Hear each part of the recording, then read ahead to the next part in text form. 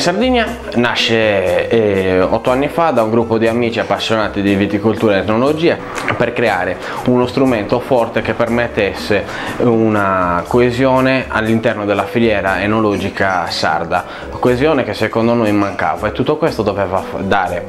una spinta di livello nazionale e internazionale per dare la possibilità alle cantine non solo grandi ma anche medio-piccoli di poter varcare i confini regionali, e per questo anche all'interno del concorso la scelta di una commissione di spessore internazionale fatta da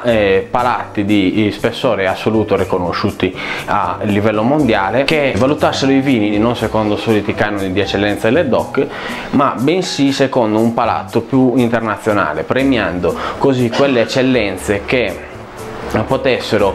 più facilmente varcare i confini nazionali e fare da testa e ponte di un mercato che è sempre più esigente.